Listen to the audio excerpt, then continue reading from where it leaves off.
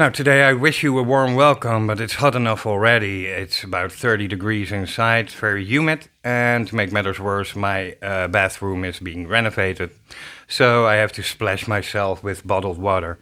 But anywho, welcome to this first edition of Make Ends Meet, where I put two pieces of gear together that are separated by years of production. So today I have for you the Yamaha VL1-m, a virtual acoustic tone generator, and the Osmose CE, a keyboard famous for its sideways action. First of all, the Yamaha VL1. I'm gonna take it away a little bit from the microphone, so I'm sorry. This is the Yamaha VL1, and as you can see, it has two modulation wheels and a pitch bender. And over here it has two more controllers.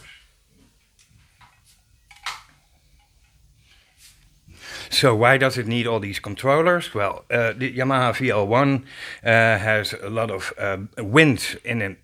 It also has a violin or a bass guitar, but today I'm going to concentrate on what I really love, a fake saxophone. Now, to get into this saxophone thing, I wanted to put on a nice black jacket, but it's way too hot for that. So, anywho, it emulates, most of all, I think, a great saxophone. And this is a breath sax. It has this stamp on it, Stan sax, referring to Stan Getz, I assume, because he blew a lot of false air. So you could hear the breath going through the saxophone without producing a tone necessarily. So today I'm playing the Osmose. In the breath controller I will blow clear transients. Sometimes I do legato, where I blow over a series of notes. And well, enough about the talk, let's do it already.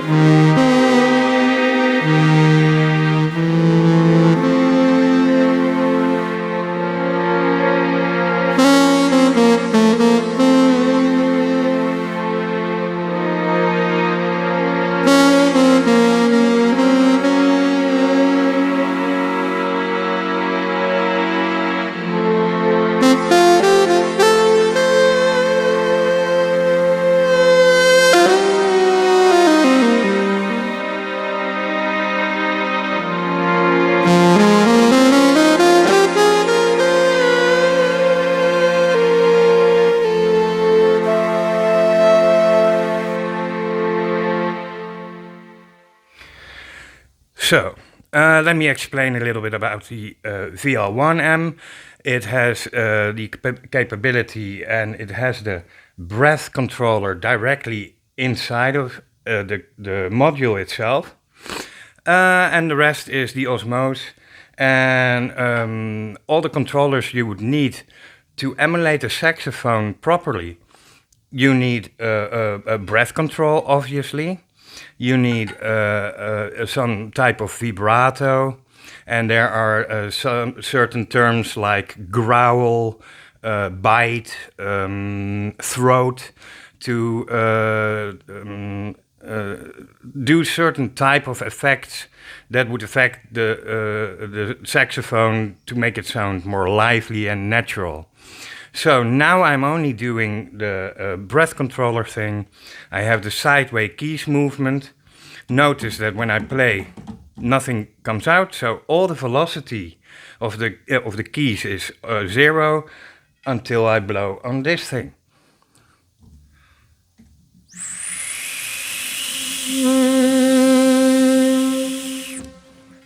So, I'm sorry for the noise. There's a little hole in here, so you don't blow in a vacuum or I have to say, in a pressured space. So some of the breath I put in goes out of this thing, and that will make a noise like wind escaping, like that. So I'm sorry for that noise when I have the mic on to talk. I'm sorry, but you have to listen to some of its noise. So, it has a sideways control.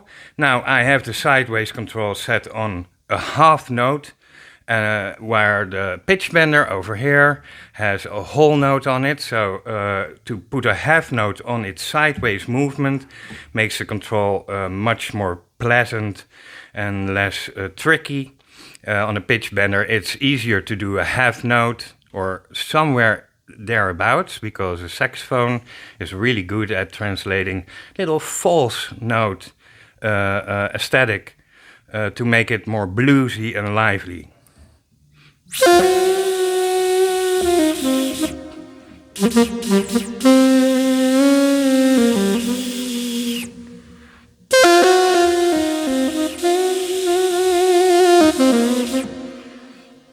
So,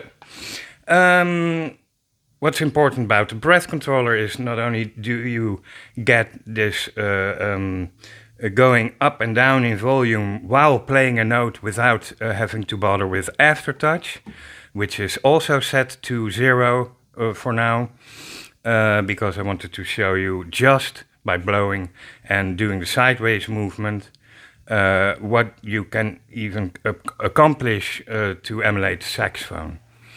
Not to make it all about talk, but here's another example of what you can do. Oh, and sometimes, because it's very sweaty weather, I have to dry off the Yamaha BC-1, because it has no neck or headrest, I have to say, or neck rest, and you tend to blow it out of your mouth when your lips are humid. Oh, by the way, the key bed, if you suffer from really soft and slidey hands or sweaty hands, you might experience a little problem doing the sideways movement, because your finger will slip over the keys. But I have very slippery hands and I'm not bothered by it at all.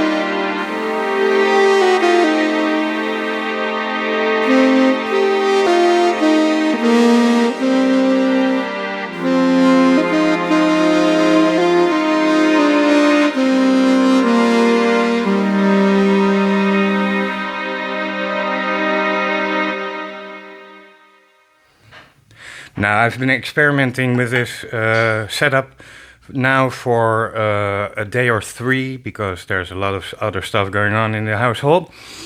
But I have to say, some people complained about the keybed of the Osmose being squishy, because it doesn't land. It has a very soapy feel. But for the purpose I'm using it for, and because the Yamaha VL1-m is such an expressive instrument, it really complements each other. And of course, because you have the sideways movement, you don't need to reach for the pitch bender all that often. So even when I'm playing chords on this hand, I have a lot of control over the expressiveness, over bending or vibrato.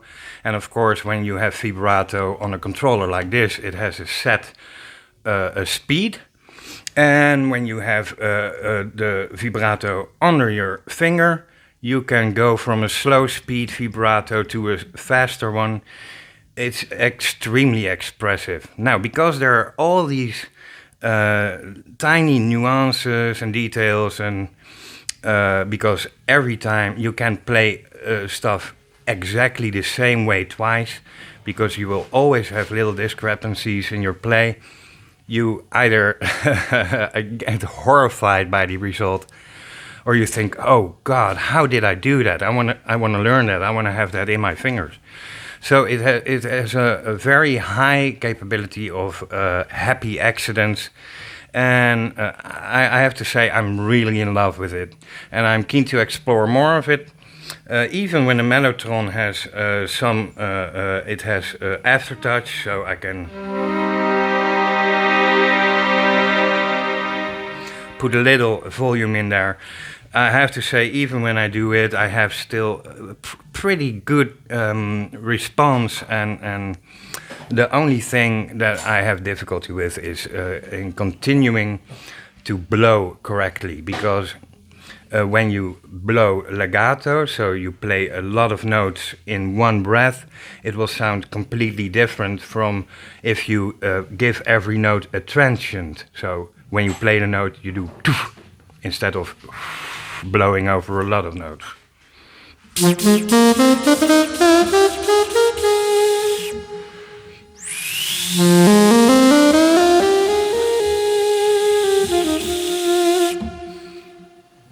I'll do that again without the mic on.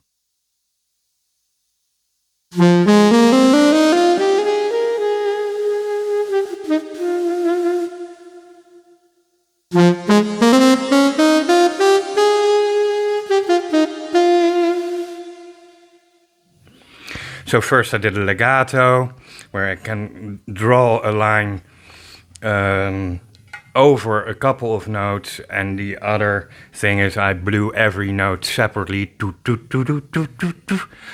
And sometimes it's hard to remember that you're a blower, not only somebody who plays the keys.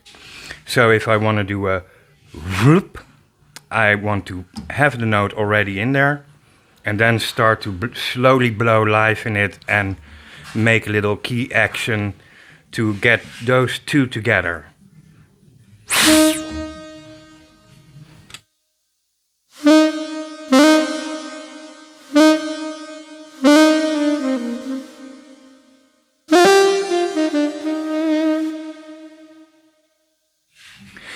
Now, there are several other techniques, like you have the ability, of course, to... I'm sorry for the noise.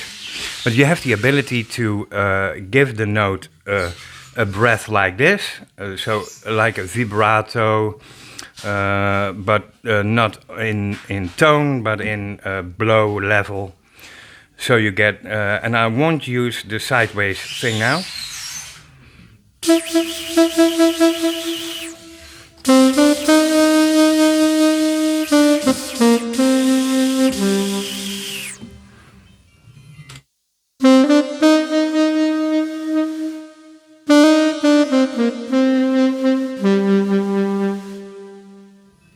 So that's all on breath.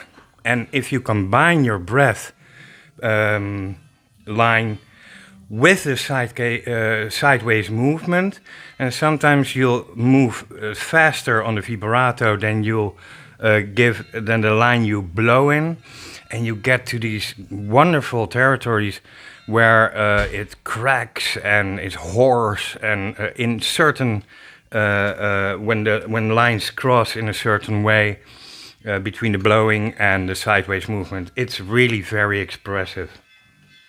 So first I'll do just a blow, and then I do just a vibrato, and then I bring them together.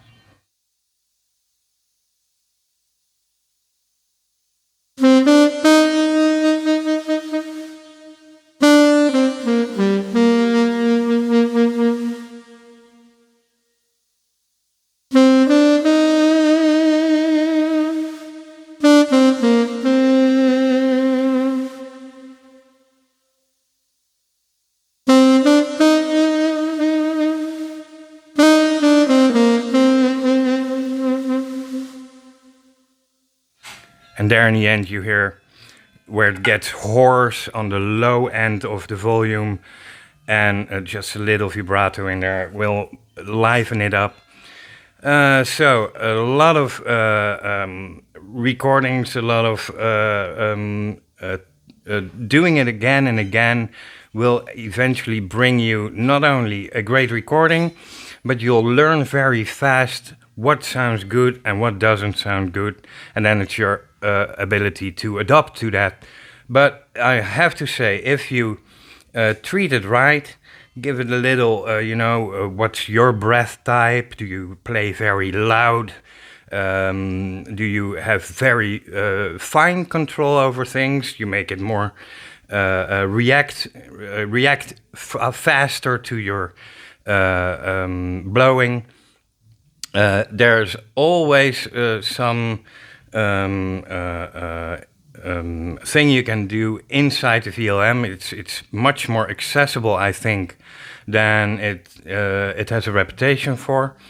And I'm not the best programmer in the world. I haven't looked very much at its manual. The Osmose is also pretty easy to understand if you do this type of stuff. I'll dive deeper in it in the near future, and maybe in the next video I'll look at the growl, the bite, and all the other things you can do with the VL1-m to make it more hoarse, make it more screamish. So this is it for today. I hope you enjoyed it and have a lovely day.